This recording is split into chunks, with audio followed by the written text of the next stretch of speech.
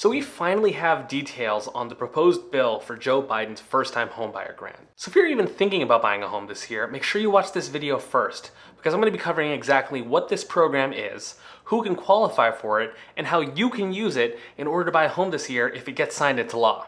Coming up. What's up guys, my name's Keaton, your millennial mortgage lender, and on this channel I help people just like you learn how to buy their first home and navigate the mortgage process. Now, as always, if you have any questions during the course of this video, make sure you leave it in the comments down below. I'll be happy to jump in and answer them. And as always, links to anything that I mentioned in the video are in the description along with the timestamps.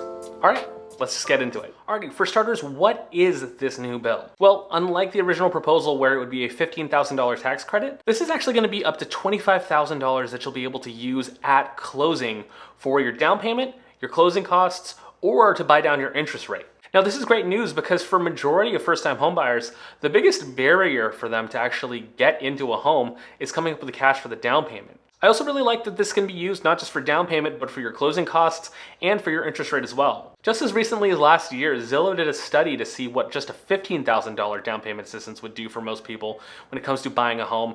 And they found that, if you're using a conventional 3% or maybe an FHA 3.5%, that $15,000 would cover your entire down payment, letting you get into a home right away. So $25,000 would effectively not just cover your down payment, but could also help you out with your closing costs and lower your mortgage payment by getting a lower interest rate too. Alright, so who's actually going to be eligible for this program? Well, the bill stipulates that you not only have to be a first-time home buyer, which is somebody who hasn't owned a home in the last 3 years, but you also have to be what they consider a first-generation home buyer. Now, what they define a first-generation home buyer is somebody whose parents or legal guardian either A, has never owned a home before, or B, somebody whose parents did own a home but lost it due to foreclosure, a short sale, or a deed in lieu of sale, and hasn't owned a home since. Also, if at any point in your life you were living in foster care, this means you would be qualified as a first-generation homebuyer as well. Now, I think that second part of first-generation homebuyer is very interesting, where it says if your parents had lost a home previously and never owned a home before, because this is actually the case for a lot of people, especially millennials, whose parents had homes during the 2008 financial crisis and of course lost them and have never really owned a home since then. Now, most people are going to receive about $20,000 through this grant, but there's an additional $5,000 available to those who meet the criteria for being socially and economically disadvantaged.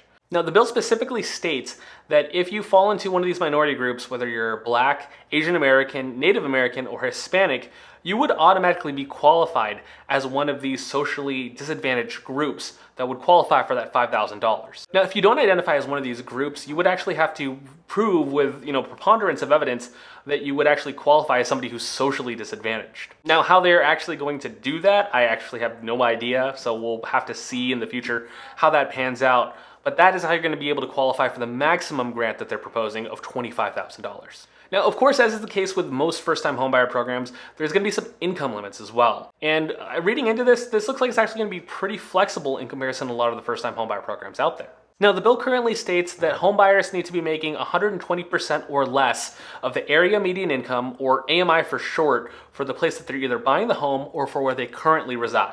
Now, in high cost of living areas like here in San Diego, San Francisco, Los Angeles, New York, for example, that limit is actually boosted up to 180% or less of that AMI for the place that you're buying the home. Now, once again, something interesting here is that for the non-high cost of living areas, 120% of the AMI or less, it's not just based on where you're buying the home, it can also be based on where you currently reside. So I'm wondering if it'll be the greater of those two or lesser. I'm very curious to see how that'll pan out. All right, so we've talked about what the program is.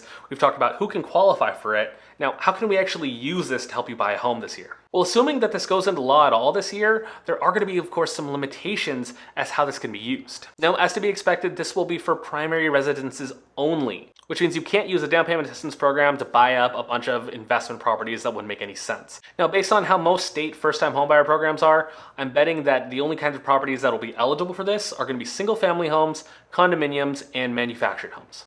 Now, because this is a grant, it's not going to come in the form of a second mortgage like some other programs, but it will be a lien temporarily on your home for a little bit. Secondly, these funds will be able to be paired with a traditional first mortgage, a conventional mortgage secured with either Fannie Mae or Freddie Mac, and FHA FHA loan, a USDA loan, or any loan that meets the QM or qualified mortgage requirements. Now, interestingly enough, the bill doesn't specifically mention VA loans by name, and I'm very, very curious as why that would be. USDA loans and VA loans are the same, where they require a 0% down payment, so I'm curious why it wasn't specifically listed. But most VA loans do fall under that QM requirement, so just something weird that I noticed. And of course, this isn't just free money, there are some strings attached that you have to meet as a homeowner. Now, if for whatever reason you stop occupying the property, or if you have to sell the home within the first 12 months of using this program, all of those funds are going to be fully repayable. Now, that being said, for every year that you actually live in the home, 20% of what was granted to you will actually be forgiven, which means at the 5-year mark, it'll be 100% forgiven. So while it's technically not free money, if you follow the guidelines for this program, yeah, it's essentially free money. Now, while as a mortgage lender, I'm always excited about the prospect of new and innovative first-time homebuyer programs, I do have a few complaints here. Number one, I would really like to see this not just limited to first-generation homebuyers. I get why they would do that. I would really like to see this be opened up to all first-time homebuyers. Because my thought is, what happened with my parents doesn't really dictate the course of my life necessarily. There's a lot of still marginalized groups of people whose parents are wildly successful and own homes, but they need help too. I also want to see how this is actually administered and dealt with at the state level and how interest rates are going to work here. Because as I've talked about in previous videos, my big knock with down payment assistance programs is the mortgage that you get ends up having a much higher interest rate than what you would pay if you just, made your down payment yourself. If this program is truly meant to help people buy their first homes, I'm hoping that, don't have the exact same rate as somebody who's coming in with a down payment, but also don't have a wildly high interest rate where it makes it unaffordable. And the last thing I would like to see on my Christmas list of changes for this program is some sort of hero tier.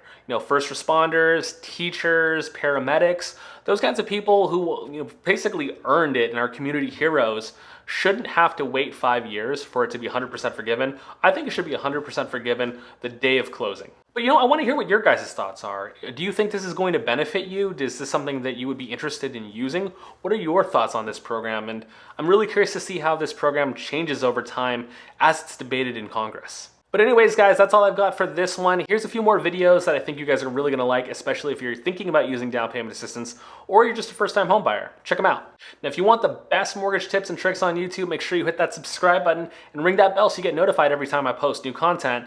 And also leave a comment down below of what content you want to see more of on this channel. But that's all I've got for this one. See you on the next one. Bye.